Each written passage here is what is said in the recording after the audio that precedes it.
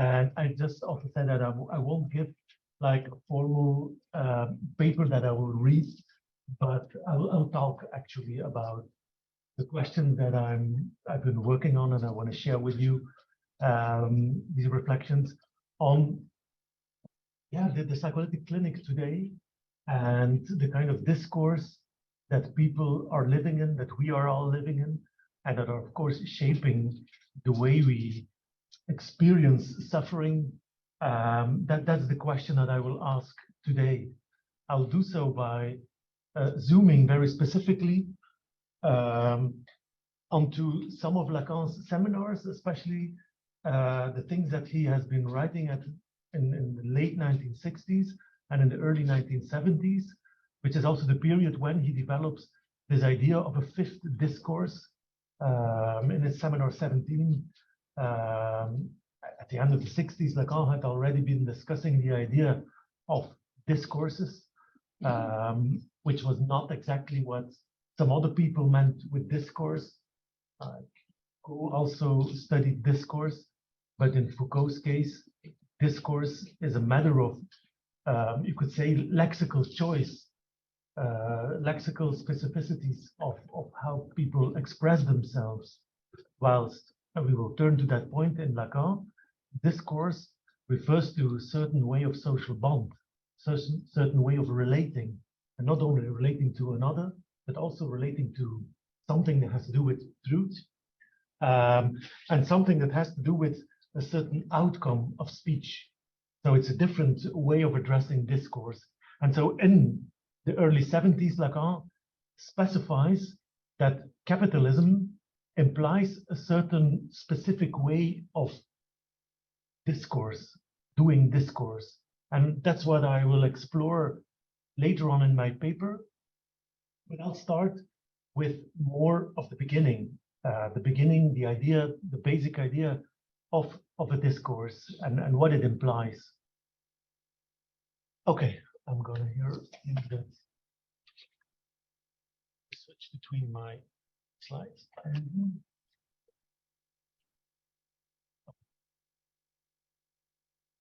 Here you have Lacan's classic definition of a signifier, which is as such already remarkable when you read that definition, because on the one hand, Lacan has often been seen as a structuralist writer, as someone who hugely borrows from the structuralist linguists like de Saussure and Jacobson. But actually what is so very specific about Lacan's use of that theory is that actually he added the dimension of the subject to the signifier. So, and what is interesting here in that definition is that Lacan says that the subject is actually an effect of speech. And this is very non-psychological, because usually when psychologists talk about a subject, they talk about an intentional agent. Like, for example, they do an experiment with a sample of participants, and then they used to say in older psychological language that the participants were the subjects. So that were the people who were making an act. So it were intentionally or unconsciously acting people. So it's an instance that does something.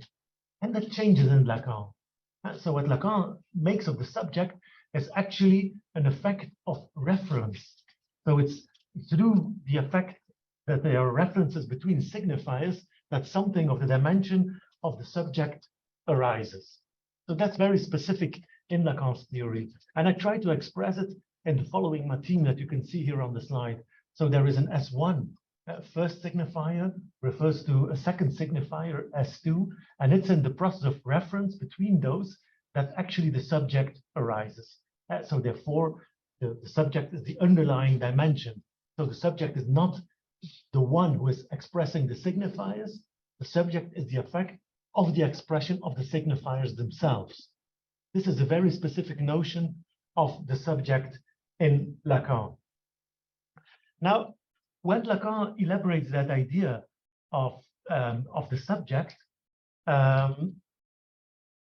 to clearly understand what he's pointing to, we can turn to a text that he published in 1965, which is Science and Truth. Because there Lacan makes a clear distinction between knowledge and truth. And that's very important for us because that will return later on in that discourse theory as two completely different aspects. Now, to explain that very idea of knowledge and truth, Lacan refers to Descartes, and the French philosopher Descartes, who, as you know, this famous thought experiment, in which he says, to be very brief, that you can doubt about everything except for the fact that you doubt. So there is a certainty, says Descartes, in that very process that follows from that process. So you can hesitate, you can doubt about everything you see around you, whether it's true. Is this really a bottle of water or not? I can doubt about it, but there is only one thing, which is my own cognitive act of doubting, of questioning, that I am sure about. That's a certainty. Now, for Descartes, indeed, it becomes a point of certainty.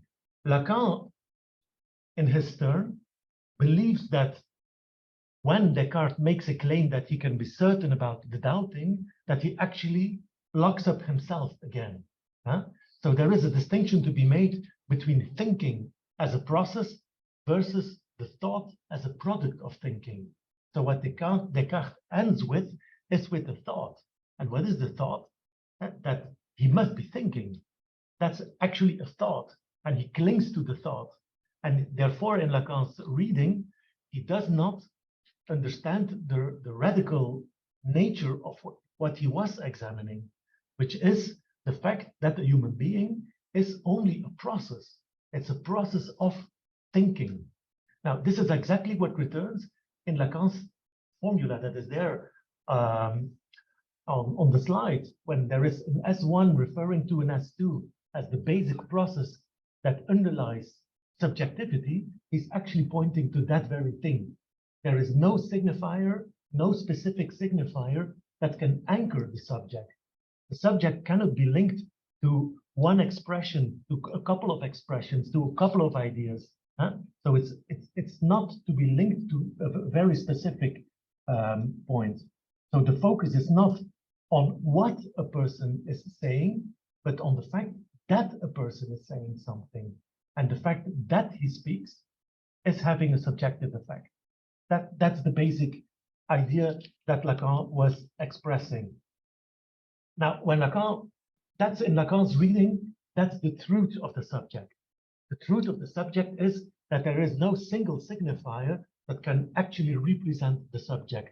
That's the idea of subjective division. There is no unity at the level of the subject. There is only like contradictions, diversity, maybe chaos, maybe there is organization, but there is no clear unity to be observed at that level. So that's the truth of the subject. Whilst the knowledge component, the idea component, in Lacan's reading, that is rather at the side of the ego, because that's what happens at the level of the imaginary. There we try to have a comprehensive understanding of the world, but also a comprehensive understanding, or a comprehensive enough understanding of ourselves. That's the work of the ego. And because there is this working of the ego, this imaginary process, there is also the inherent not wanting to know something about yourselves. You don't want to know the little things that don't fit within the picture. And that's exactly what Lacan is then interested in. Not so much to find these aspects and to integrate them into the ego, but the very process of the division itself is what is crucial in Lacan's reading for the subject. Now, this sounds maybe very theoretical, and it is very theoretical, but actually it's also very clinical. And we can see that here in this example, of course, of the forgetting by Freud of the name of the painter Signorelli. What is the situation? Freud is traveling by train from Croatia, what we now call Croatia, to Bosnia and Herzegovina, And when he's traveling by train, he's talking to a person that he does not know. And they are talking about a couple of situations. And there, Freud wants to ask his companion in the train whether he's ever been to Orvieto. And if he's seen there, the frescoes by, and then he forgets the name by Signorelli. So that's the name he can't find. But he can find other names. And what are the other names, the two other names that he has in the top of his tongue? These are Botticelli and Boltraffio. So these are the names of the painter that he does, that do come to mind, but Freud knows that these are not the correct painters. So therefore, there is a lapse, there is a lapsus that occurs. And then we all know that Freud takes it as an example to analyze the underlying logic of it. And what occurs through this analysis is actually what points to what we can now call the division of the subject. Now, what is happening, or what is the underlying thing that Freud is pointing to? That was that during the conversation with this guy on the train, they were talking about the Turkish population in Bosnia-Herzegovina, where there was a substantial Turkish community. And about this community, Freud shares the idea that these people have a huge trust in their medical doctors, which, so to speak, means that for them, the medical doctor is a kind of a master. Or that's the link that Freud makes. In German, it's Herr is master, and that makes him think of Signor, the Signor from Signorelli. So for him, there is a link between that thought that he had on the train and that he could express to his companion, that is related to Signor. But on the other hand, on the train, he has another thought that is connected to the same Turkish community. And that's a thought that is about sexual enjoyment. And what he was thinking of is that this Turkish community, there is also the idea that if you cannot have sex, your life is not worth anything anymore. But this in Freud's, I'm imagining, in Freud's ego position towards this unknown person on the train was something of was a thought that he could not share, because it was contradicting the fact that talking about sexuality with someone that you actually don't know, that was a limit for Freud. So he stopped speaking. So it was a thought about sexuality that he stopped on. But then for Freud, you could say that here in the schema that Freud makes, that is a link between that and sexuality. You also see there the Herr. So that's what they say to their doctors, says Freud. The Turkish people, if there is impotence or no sexual enjoyment anymore, Herr, master, what is there to be said? Life is not worth anything anymore if there is no sexuality. But then Freud also must think of a patient.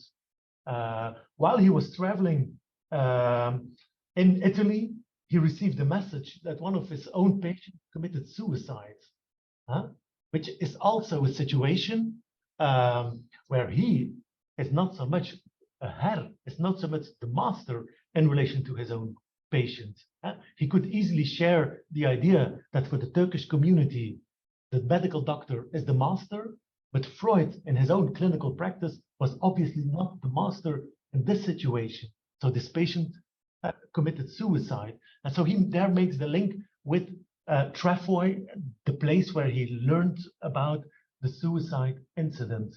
And then Freud makes clear in analyzing this very example that actually it starts from repressed thoughts. Now, when thinking about this situation from a Lacanian perspective, we could say that what Freud does is actually articulating a signifying chain. And then we see when he starts from his symptom, his symptomatic forgetting of a name, and he does the effort of articulating the entire line of reasoning, what we see is, of course, in the end, subjective division. Because Freud is on the one hand, the one who wants to be the master in relation to his patients, but he isn't, but because there is at least one patient that committed suicide. He's the one who wants to be open and talk to people, but there too he bumps into a limit. He can talk about the respect that the doctor gets from a patient, but he finds it's more difficult to express that the sexual habits of that population, to talk about that. So there is a division in Freud. There is a complexity of thoughts, but some of the thoughts are more difficult to share than other thoughts. So that's actually the very idea of the divided subject. So here you can maybe also see we have repressed thoughts here in the picture that Freud made. From a Lacanian perspective, I would put there the divided subject, which is a subject that is split because there are different kinds of ideas, and the subject is not coinciding with one of these ideas in particular. The contradiction itself defines the subject. Now, I just want to add a very little thing, which is interesting because this is something that Lacan, I thought it was in Seminar 16, adds when he reads this very example by Freud. And then he says, like, okay, but Freud is actually still repressing when explaining this example. And why is he? Because he's kind of misrepresenting his own example. Because what is actually repressed is not singular, because the O sound, the signifier O, still returns in the names that he does remember, because he remembers Botticelli and he remembers Boltraffio.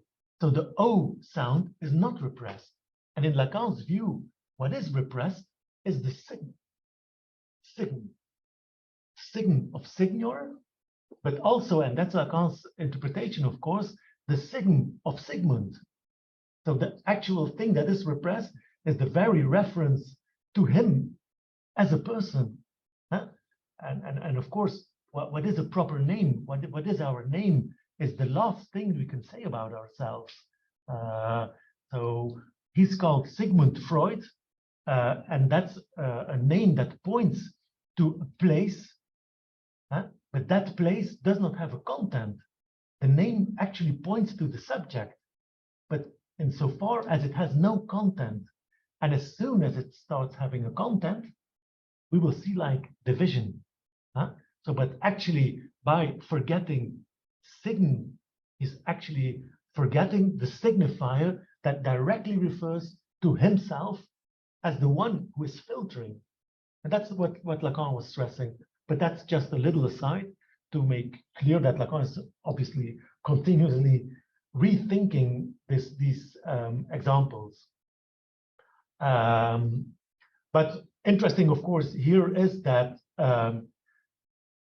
Sigmund is referring to that aspect of Sigmund Freud where he's not the ego of Sigmund Freud, the master, because obviously this is something that we can recognize in Freud's style. Freud wanted to be like Sigmund Freud, the master, the innovator, the father of psychoanalysis, the consistent figure. And then there is this little Sigmund, which actually points to the subject, the one who is not the master, but the little thing that remains left, that has no meaning, but specifically by having no meaning, points to that very point of truth that he is.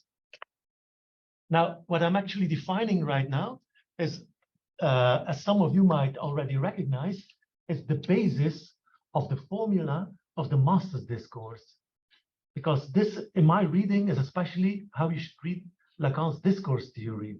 Why does Lacan start with the master's discourse as the basic discourse of human discourse?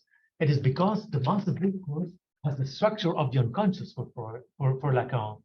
Because what is happening when you are having an unconscious, like Freud has with this example, then you are saying things that you don't want to say, or you're not remembering things that you do want to remember. So there is something happening in a signifying chain that actually refers to you, to you as a place, not to you as a content or to you as a specific thought, but to you as a place where there is no coherence.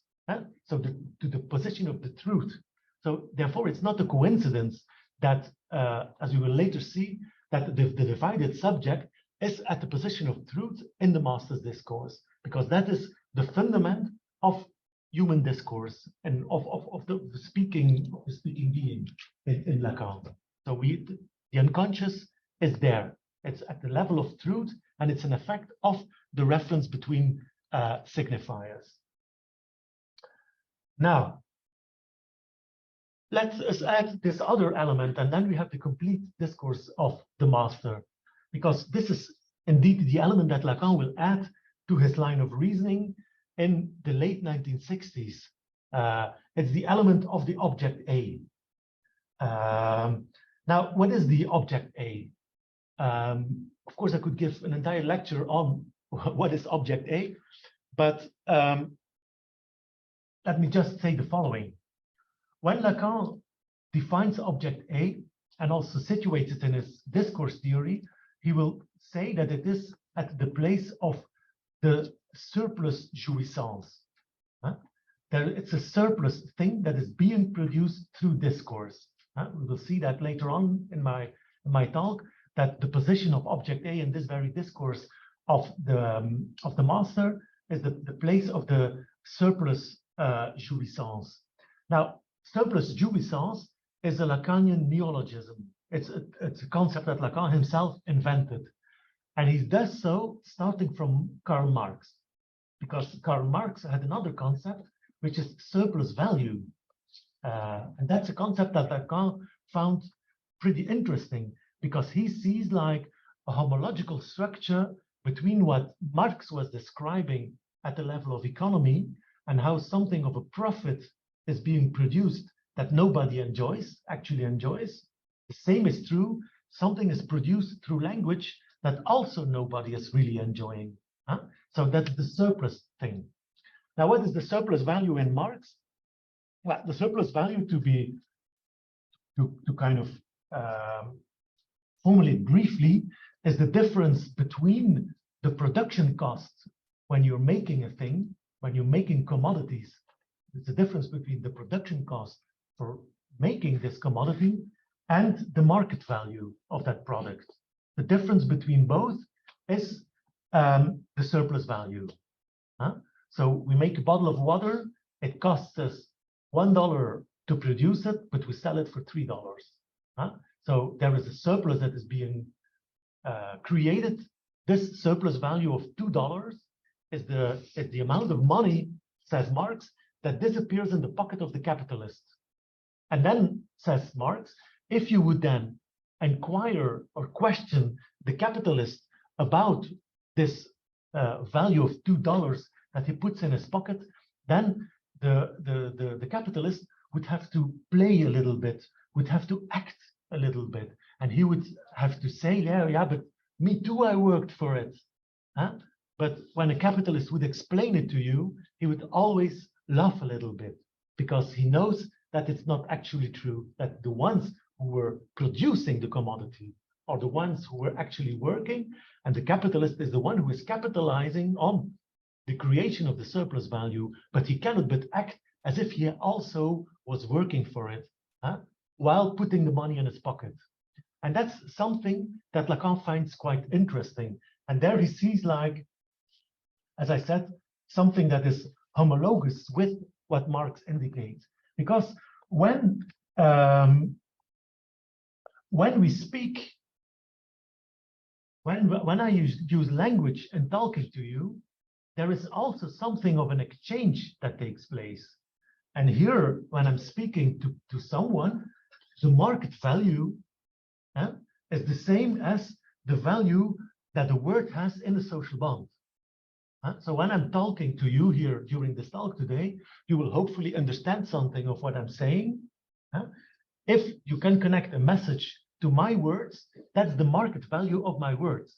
That's what my words signify at the common, at the marketplace, saying at the place where there is interaction between people. That's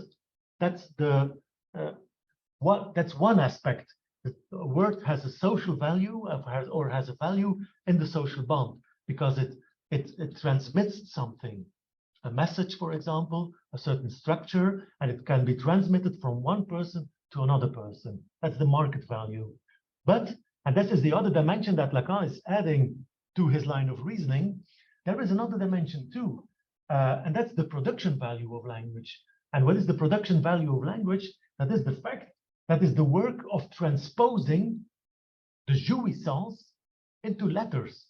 That's the production work. Because when someone is speaking, he's speaking because he's affected of something. Huh?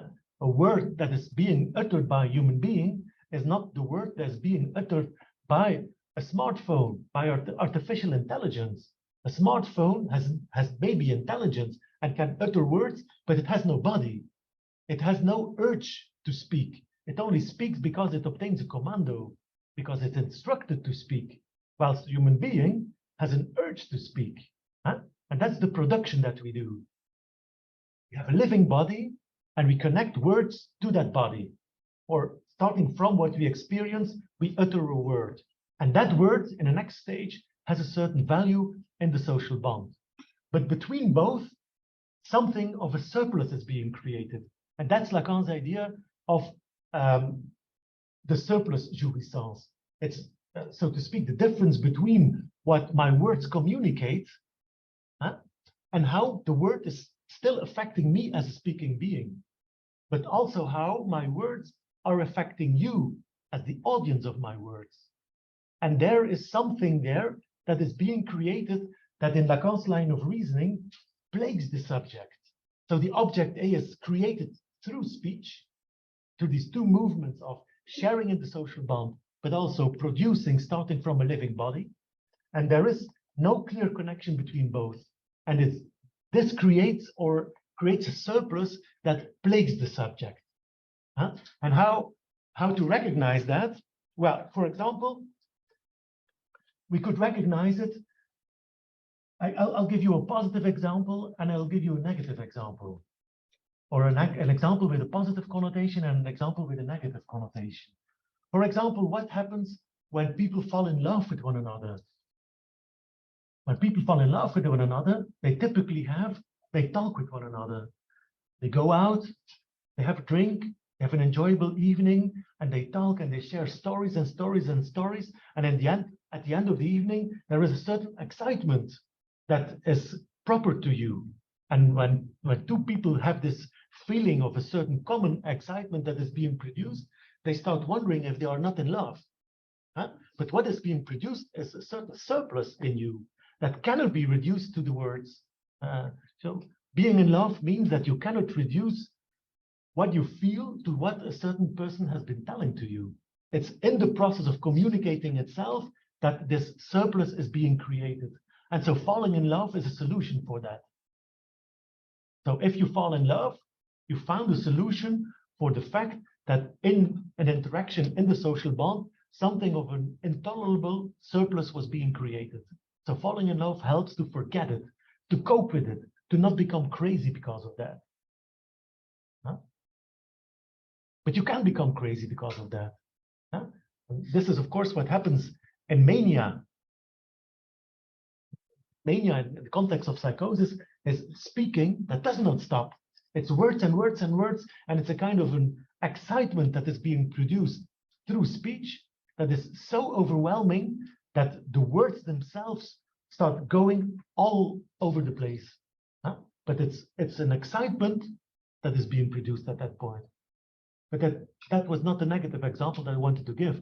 But I wanted to give another example of how we can observe this surplus value that plagues the subject by referring to what sometimes happens during initial analytic sessions.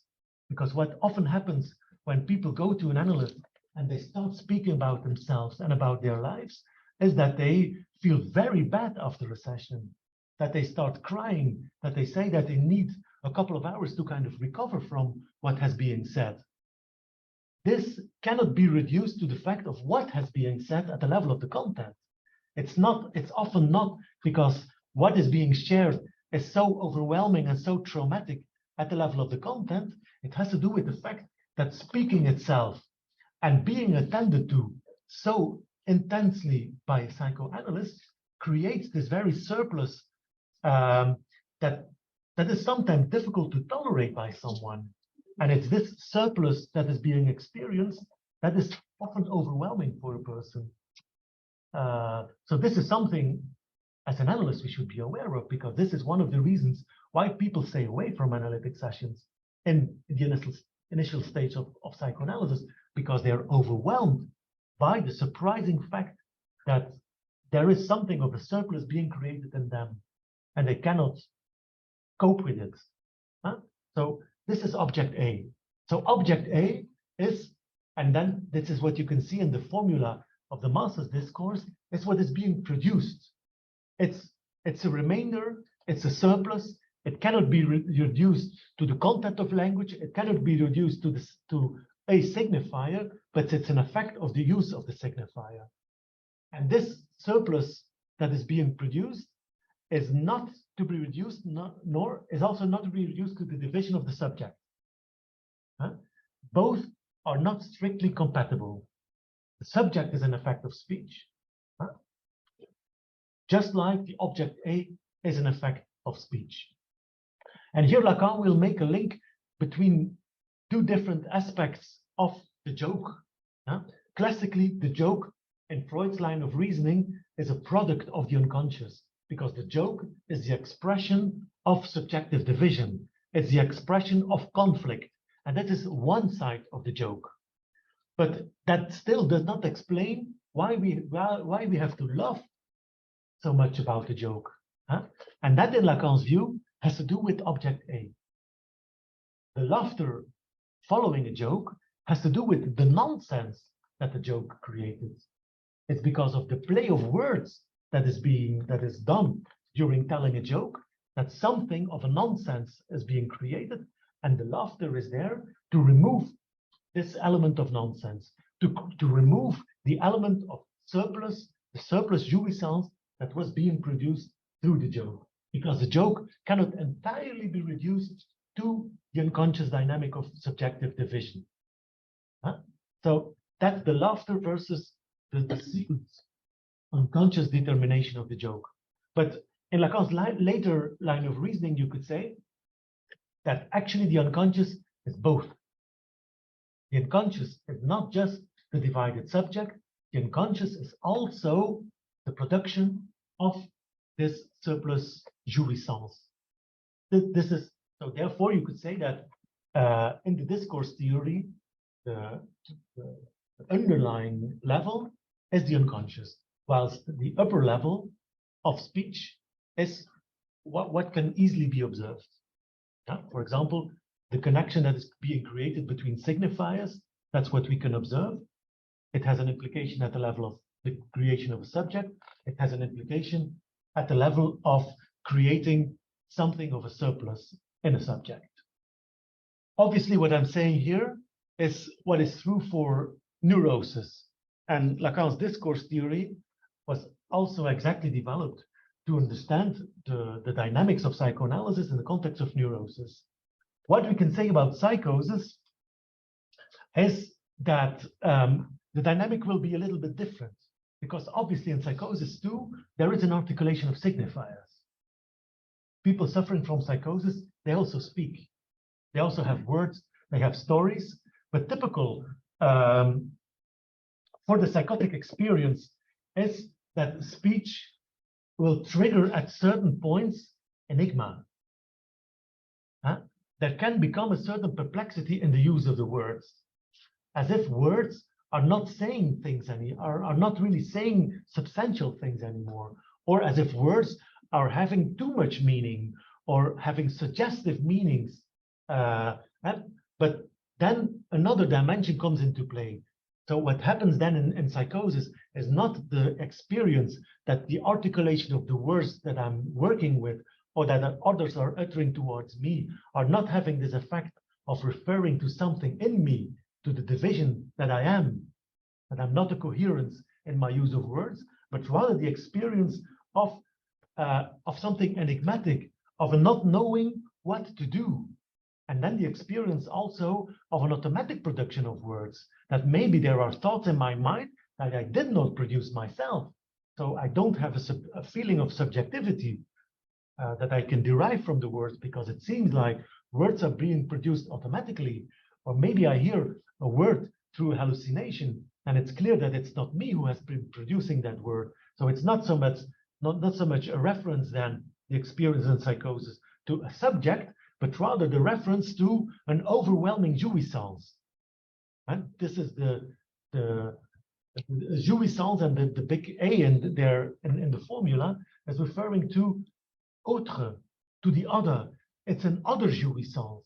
It's not my jouissance, but it's a jouissance I'm affected by, but it's not me who is producing that jouissance. I'm just a puppet in the hands of a force, an enjoying force that is steering me. So that's the basic situation, you could say, what is happening in psychosis.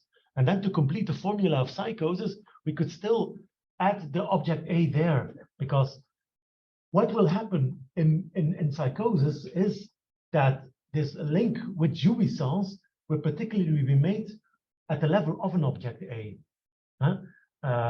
In neurosis, object A, Lacan will say it's connected to the gaze, it's connected to the voice. For example, imagine what happens with these two people falling in love. It's not just the stories that they say to one another, it's the blink in the eye. It's the looking at someone, but the looking that takes a little bit too long, and it's in the little bit too long of the looking in each other's eyes that something is being communicated, that is this little surplus. Or it's in the tone of how someone is speaking that you hear something. So the surplus is communicated via specific expressions, which in Lacan's view are the expressions of object A. But the same is true in psychosis, but there it will be in real manifestations. It's like really in the eyes of the other, or it's in the being watched from outside.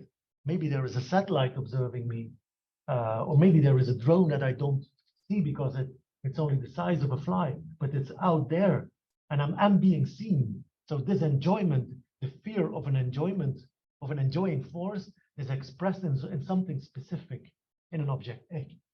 An object A, an observing thing, or in a verbal expression, in a voice. Well, this is what happens in psychosis. But my point today is not that I wanted to make like a clear difference between neurosis and psychosis in terms of discourse. I wanted to explore a bit more how to think about discourse. Here you see Lacan's formulas concerning the structure of discourse.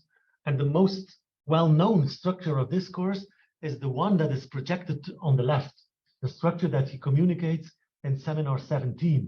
So what is the basic idea here? That each kind of discourse that he discerns, like the discourse of the master, which are already reviewed, actually starts from an agent addressing another. There is one party addressing another party. That's the upper line, the two upper lines, the upper level of a discourse. But each discourse starts from a hidden truth that is being produced, and that is having a determining effect, but that's only something that we can attribute in retrospect. It's only because there is an agent addressing another that we can assume that there must have been a truth that was leading the agent to addressing the other in that very specific way. It's not something that was always already there. It's something that we can derive in a retrospective movement, that there must have been a truth that motivated the agent to address the other. So that's the thing. And then there is always a product of speech. It creates something, speech, beyond the truth from which it must have been started. And this product of speech is where I situated with the master discourse, the object A. Now, when Lacan, 2 years later, still revising his discourse theory, we see the following structure in Seminar 19. And then he will say that indeed speech or discourse is always motivated from a truth. So there is the classical consciousness there. In retrospect, we can attribute it to there must have been a motive. But then, interestingly, at the upper level of the discourse, he will put semblance at the level of the agent and jouissance at the level of the other. So basically what happens in discourse is that you always act out of a semblance. So for example, in the master's discourse, this means that we can only speak as a human being because we start from the semblance as if what we are saying is actually word communicating. As a speaker, I must assume it, because otherwise I wouldn't start speaking to someone else.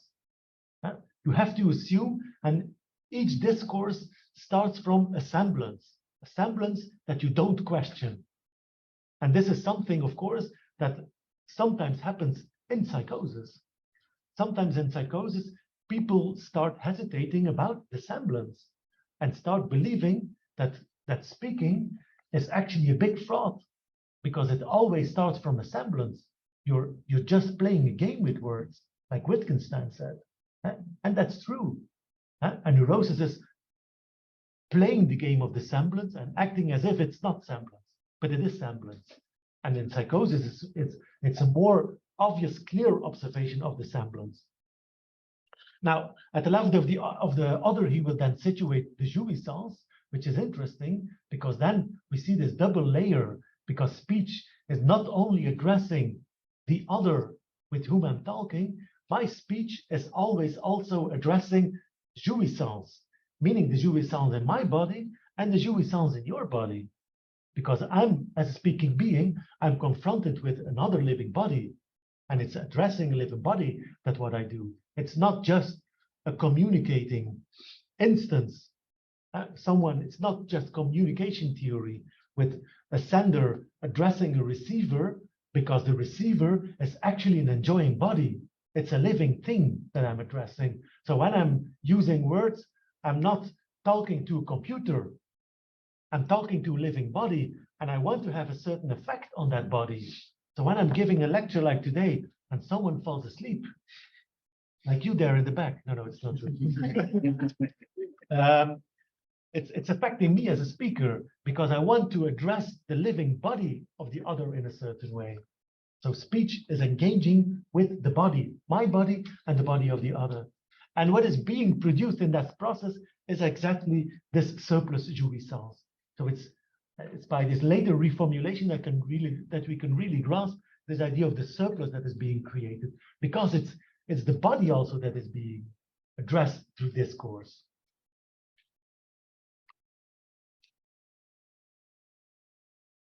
Okay. Eric, tell me when I have to shut up, huh? Yeah. Yeah. I was trusting that you would. Now, beyond the very specific positions in discourse, there is also like just a formal way of relating in discourse. And throughout his work, Lacan invents different ways of writing discourse. But actually, and these are a couple of notations that you see projected here that Lacan would use in his different texts and seminars. And what I wanted to point to is the difference between what is there at the upper level of discourse, where you see this horizontal arrow, and what we see at the lower level of discourse. So what we have at the upper level of discourse is an arrow, which means that there is in discourse a certain way of connecting. That's typical of discourse. It's making a link. It's making a link between an agent and another, or it's making a link between a semblance and a jouissance. But it's always an activity of linking things that have no automatic link with one another. So that's a basic idea. And the fact that there is no automatic link between both elements is actually what returns at the lower level of discourse. When, for example, he uses a double bar at upper left picture there, the double bar is really pointing to a point of no connection. So that's underlying the arrow as a radical non-connection. So when there is a social bond, we link to the other, or when we speech, we link the semblance to jouissance. We make a link because underlying there is no connection at all, which is signified by double bar, or by the rectangle, the black rectangle, which is also pointing to an obstruction. something of an obstruction is the basis of everything. Huh? And what I now, okay, and he in Seminar 17, he also gives names to it. And he gives the name of impossibility to the upper level, and he gives the name of impotence and helplessness to the lower level. I could say a lot about these words, why he chooses these, but it's kind of interesting that these are also words that he uses in Seminar 10. In Seminar 10, when he discusses anxiety and introduces his theory about object A, he uses the same words. And helplessness will, in that seminar, for example, be linked to Little Hans. Freud's case study, Little Hans, where there is this specific instance where Little Hans is observing that his penis reacts to situations. When the little boy plays with his penis, the penis becomes bigger. And the little boy is surprised because of that.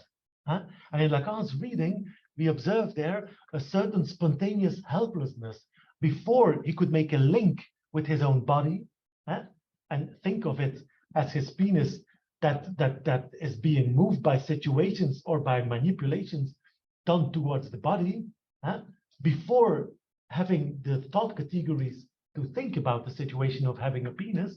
The penis was something that was surprising, that was anxiety provoking. It made him feel helpless. That is what Lacan was underlying. So the body, the sexual body of Little Hans, sexuality itself in the body is surprising for Little Hans. It makes him as ego feeling helpless towards a specific situation. Which is the same, of course, for impotence. What is impotence? It's not being capable of using your body sexually whilst you want it to be active. A man can be impotent and he wants to be sexually active in an encounter with someone, but the penis does not react. There too, there is something of a fundamental having no mastery over the own body. So the body is something that, or the enjoyment in the body is presenting you with a riddle. So I guess that's the reason why Lacan would call it impotence and helplessness at the lower level. And then there is impossibility, because each time we want to connect our body in relation to another person, it will not go smoothly. So there will always be like something of a hindrance. Now, okay, this is still another way for Lacan to write the discourse formula. But what I wanted to point to is the following. I'll give you a little bit of time to read that quote.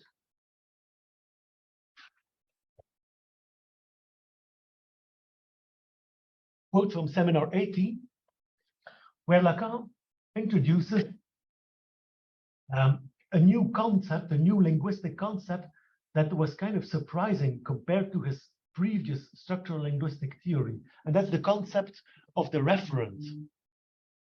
And the idea of the referent is something that he takes from the linguistic philosopher Gottlob Frege, which is a different theory compared to Jacobson and de Saussure, because Frege makes a distinction actually between three categories in language, or three components of spoken language, and that's in German Sinn, Bedeutung, and Vorstellung. What is Sinn? Or let me begin with Bedeutung, which is reference in English. The Bedeutung of language in Frege's line of reasoning is the thing to which language refers. So I can say to you, bottle of water. So the referent of the word bottle of water is the thing that I'm showing now. That's the referent, this material thing. That's the referent of language. But even if the bottle of water is absent and I'm talking about the bottle of water, you can still construct a mental image around the bottle of water. And maybe the image that you have now of a bottle of water resembles the bottle of water that I was showing to you.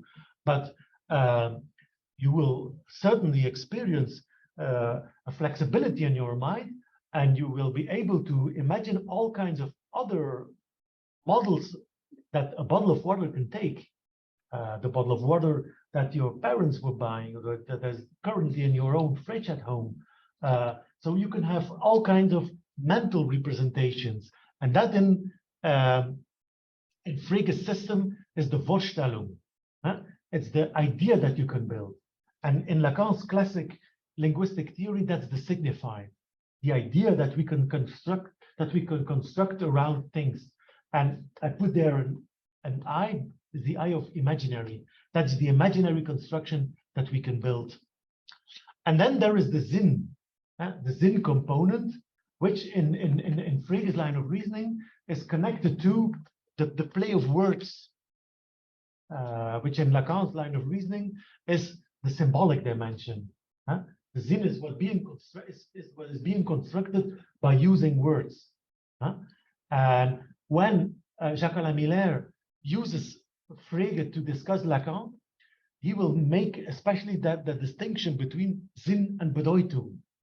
And the Sinn, he says, of a symptom is the unconscious message of the symptom. Or when we refer to the example of Signorelli, the Sinn of Signorelli is the line of reasoning that Freud described about this very forgetting of the name. It's the play of signifiers that direct us towards a certain understanding of the phenomenon. But then, and here we see something, a very radical move in Lacan. In Lacan's line of reasoning, the real bedeutung of language is something that is missing. And that's the entire idea of the referent. For Lacan, the language has no referent. Language is not referring to a commodity. It's not referring to a material object. The only real thing language is referring to is the real itself. And what is the real itself that human being is confronted with? Well, it's the real of the fact that there is no sexual relation. That's Lacan's clue in my reading of his latest seminars, that the idea that there is no sexual relation, that's the real of the human being. And what does that mean, that there is no sexual relation? You can give very different interpretations to that expression by Lacan. There are good reasons for these different interpretations. It's, for example, the fact that in a partner relationship, human beings are not, there is no spontaneous link between people. There is no instinct that is connecting one human being to another. So classically speaking, there is no reason why a man would be connected to a woman. That's also what we see nowadays. We see like very much a confirmation of Lacanian theory, because we see like the fact that sexuality is becoming more complex, that we see much more of a variety in how people interact sexually, the different gender discussions, the gender categories that people experience, how people have to negotiate about sexuality, how it becomes maybe a taboo when a male white analyst that is a bit older, like me, ask someone a question about, imagine a younger person, a female person, about sexuality. It might feel a little bit awkward in our contemporary culture. But this is all very interesting for us as psychoanalysts, because it demonstrates that there is no spontaneous sexual bond between people, that it's an enigma, it's something you can be shocked about, but or not. But clearly, it's not going automatically. And that's the basic idea of Lacan, that sexuality for a human being is for everybody an enigma, and not only in connecting with another person. There is no sexual relation between you and me, but also there is no sexual relation between me and my body. Because me as a subject, I'm not coinciding with my body. I have a body. I am not my body. I'm having a penis. I'm not my penis. I'm having breasts. I'm not my breasts. So we have a relation to our bodies. We have a relation to the sexual pleasure that is maybe a little bit miserable. Of course it is. That's why we are human beings.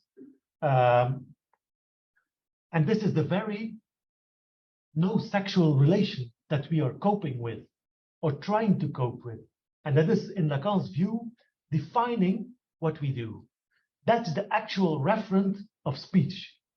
That's what we're suffering from the fact that there is no spontaneous, natural relation defining my attitude towards my body, nor my attitude towards your body. That's the problem of the human being. That's why there is no sexual relation.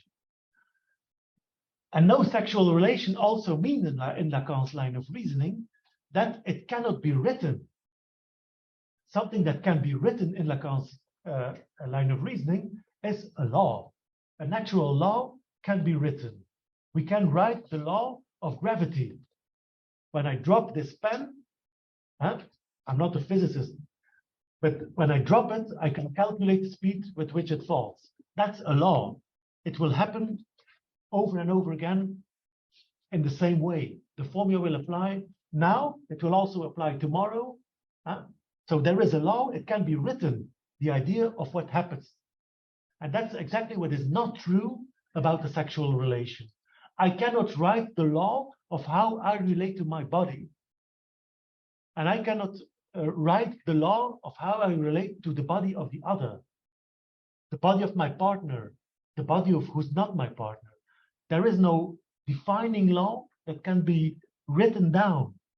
It cannot be written down universally for the human being, but also it cannot be written down for any particular human being. For me, as an analysant, when I'm in analysis, I will not end with the formula of my sexual relationship. I will not end up with a couple of formulas that help me defining how to relate to my own body or how to relate to the body of the other. It's just not there. So the sexual jouissance, you see the second quote, cannot be written. That's the idea. There is no strict formula that can be connected to it. And therefore, we have a structural multiplicity. And that's the upper level of the discourse. Which means that at the upper level of discourse, there is a huge variety. And there we have the last quote on this slide from Seminar XVIII. So there is no natural relationship between people. This has a certain implication. And what is the implication? They have to valorize themselves, this relationship. And what is to valorize? We have to attribute meaning. We have to do something with it ourselves. And how do we do that? Well, we do it in contingent ways. Since there is no law that is defining how to do it, we end up doing it by accident, through incidents, through events. So coincidentally and contingently, we give shape to how we relate to our own bodies and to our relationship with other people. It happens through events. It happens through incidents. And this is why, from a psychoanalytic point of view, it is so very important, of course, that we talk with our analysants about events and incidents in life, because that's how they are marked. That's how they will try to cope with the sexual relationship that does not exist. Through specific situations, we design our own trajectories in dealing with it. All right. Here we have the four formulas. Wow. I'm not going to explain these in detail because otherwise I can't explain anything anymore about capitalist discourse. But you see, I will anyways return to the hysteric discourse and to the discourse of the analyst. But let me turn to capitalist discourse. So in Lacan, there is at very diverse places discusses capitalism, But it's only in one lecture in 1972, a lecture in Milan on analytic discourse, that he actually defines capitalism as a fifth kind of discourse. But in his view, this fifth discourse is actually a perversion of the master discourse. It's a perversion of the master discourse for three reasons. First of all, let me first show you once more the discourse of the master. You see it here to the left, upper side to the left. Well, this capitalist discourse is a perversion of it at 3 points. First of all, because S1 and divided subject switch places. That's a first alteration. That's a first mutation. And he calls it a mutant of the master's discourse. So it's the change in position between S1 and divided subject. Second mutation is that the left arrow, instead of pointing upwards, points downwards. That's what you see, that the left arrow points downwards. And the third perversion, or the third mutation that happens, is that the horizontal arrow disappears. So the arrow that was connecting agent to other, and that was connecting semblance to jouissance, disappears. That's the three changes that happen. Now, I'm now going to go through a couple of quotes from that very Milan lecture from 1972, just to give you some feeling of what Lacan is pointing to with that discourse. And here is the first quote on that slide. So there he talks about this small inversion, meaning that part subject and S1 switch positions.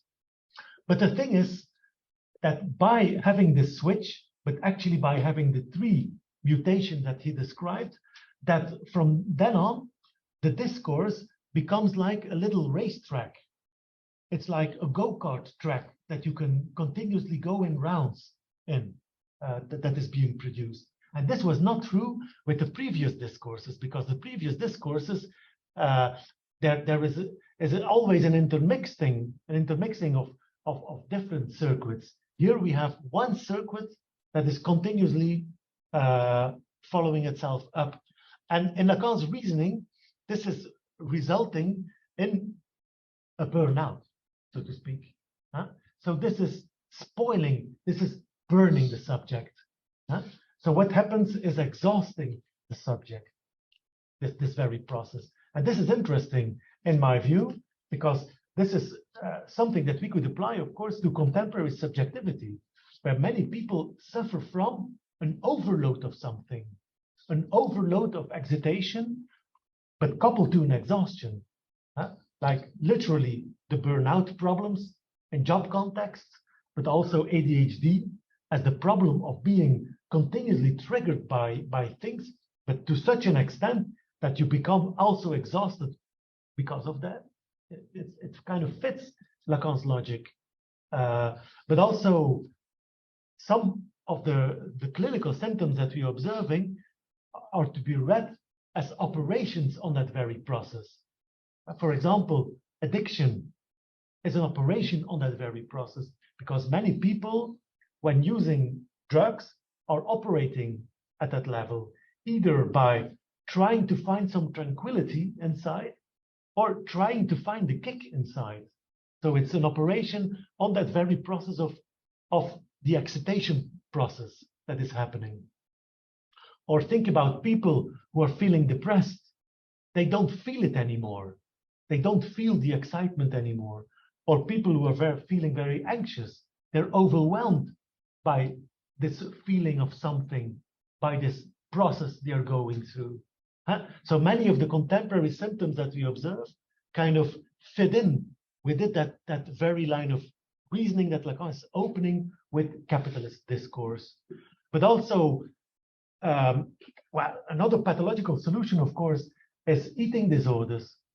Eating disorders is also trying to create something, or in anorexia, something of an emptiness in that very process of consuming and of being consumed, or bulimia is the process of entirely diving into that process of consuming and of being consumed. So also there we see kind of an operation at that level. And interestingly, many of the therapeutic techniques that are being communicated nowadays also try to have an impact on that level. Think about the entire discourse about relaxation. It's trying to find some tranquility in a body. Why do we engage so much into sports in our contemporary society? It also has to do with something of that level, of doing something with a body that is not feeling very good inside. So we are trying to do something with that body. Why do people go for all kinds of different things in the shapes of their bodies? Why do we get tattoos? Why do we get piercings? Why do we do these weird things with our hairs if we have them? It's because we want to do something with the body. Why do we buy these fancy clothes? Why do we follow these chefs on television? Why do we buy these expensive products with which we feed ourselves, or these very cheap products with which we feed ourselves?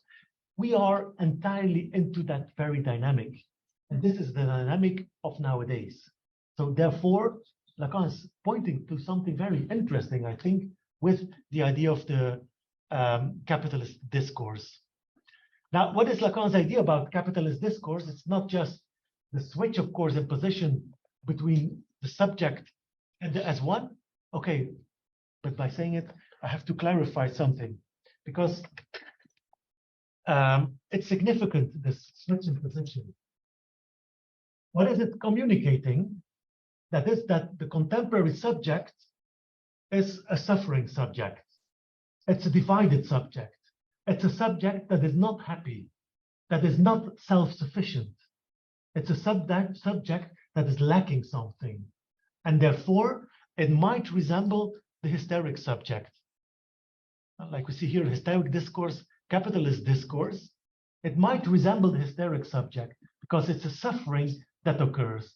And that's also a good misunderstanding why people still come to psychoanalysts, because they are suffering and they're looking for someone who, just like some random therapist, would give what?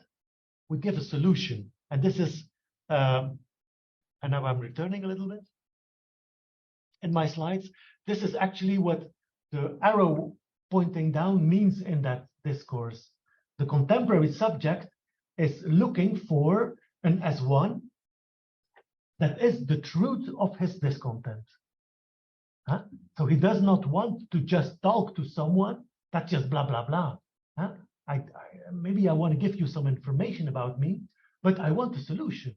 And I want to pay you for that, but I want a solution from you, not just words. It's not, I don't want to hear myself speaking to you. I want a solution. And you have to give it to me.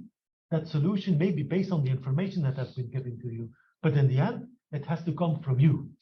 So that's what the contemporary subject does. He experiences the discontent and goes to the market, to the marketplace, where he wants to buy a solution. And we are surrounded by solutions, because one day I was not feeling very happy, and then I bought this phone. You all see that it's not the most fancy one anymore. So that's why I'm disappointed, because one day it was the fanciest iPhone out there, and now not anymore. And this is exactly the kind of disappointment that is so characteristic of the contemporary subject. He goes to the market, he buys the S1, but the moment he has bought it, the S1, he's already regretting it, that he bought that version. So I bought this iPhone, but 2 days later there was a new one. Imagine that. So I'm not happy anymore. But on the other hand, the thing that the contemporary subject wants to buy at the market, this S1, which would be the solution for the discontent, is not a random thing. We want it to be evidence-based, which is the link with the S2. We want it to be science-based. I don't just want to be tricked by the one who is selling this phone to me. I want to buy this phone because I know that the best technology is in here. It's not just random phone, it's a phone with the best technology, with the best communication technology, with the best camera inside of it. We want the best solution. And the same is true, of course, for the therapists that people consult. They want the best therapist. And that's why CBT is selling pretty well, because they say they have this evidence base beyond the techniques. So they want to have the techniques rooted in knowledge. But in the end, it will produce the same remainder, the same surplus. And this surplus, and this is what capitalism, of course, makes clear, the surplus of the surplus jouissance is still plaguing the subject. So therefore, the subject over and over again has to go for a new solution. And that's what's driving the subject actually mad, you could say, in contemporary society. And so what disappears from capitalist discourse was this horizontal arrow at the upper level of discourse, and that in Lacan's line of reasoning is what disappears is sex, meaning sexuality embedded in an encounter with another. You could say what we have in return is porn. Porn is going for an as one, the most exciting image I could ever imagine. I'm now going to see it on internet.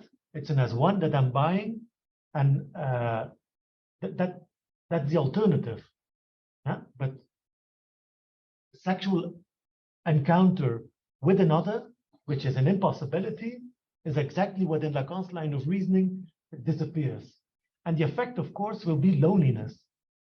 The being lonely of people, the being isolated of people. That's also something they are suffering from. But in Lacan's line of reasoning, that's the clue of capitalist discourse. It's the rejection of this impossibility, and it's also the rejection of castration, because what is castration? It's the idea that your lack is structural.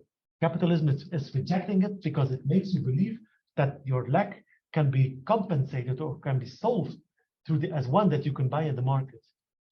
And then, of course, if you believe it, we end up in a discourse where there is an exploitation of desire, meaning that there is an entire marketing machine around me that tells me what I should desire.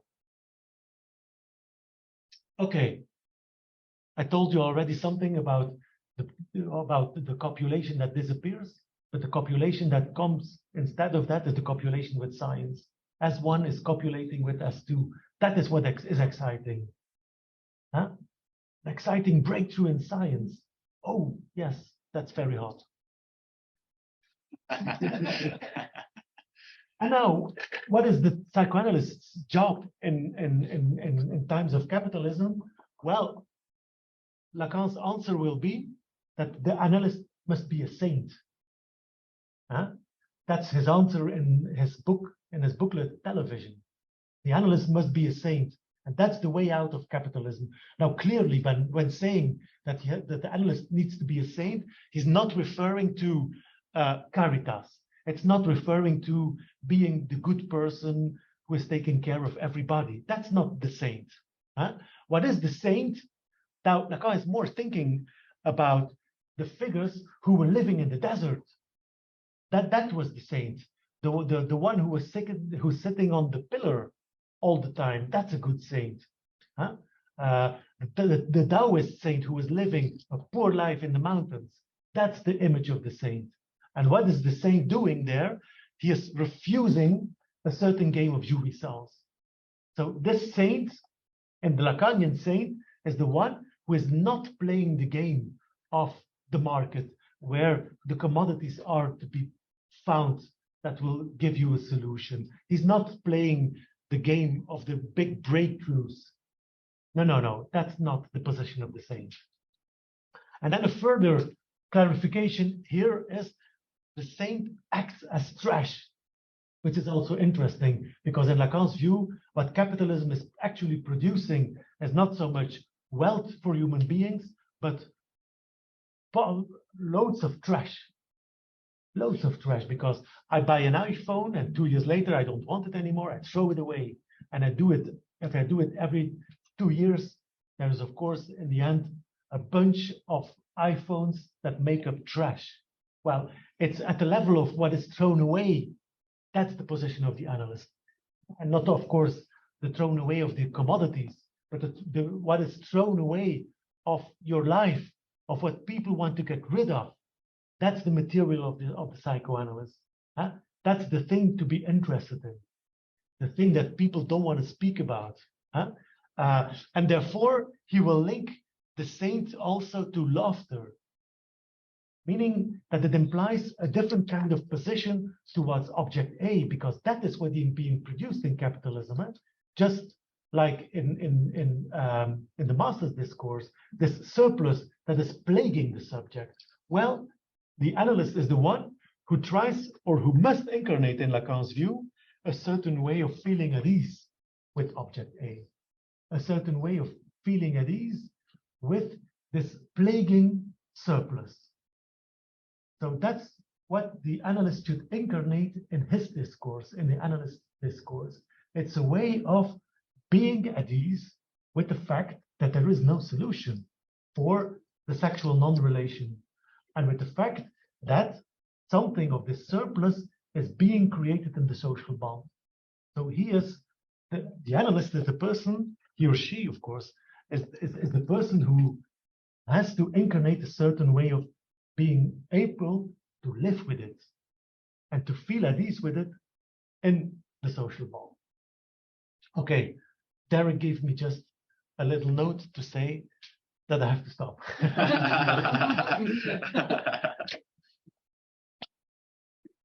So I just need a moment to check and see what chat comments have come through. So maybe if there's a question from the room, if anyone wants to start with a question or comment from here.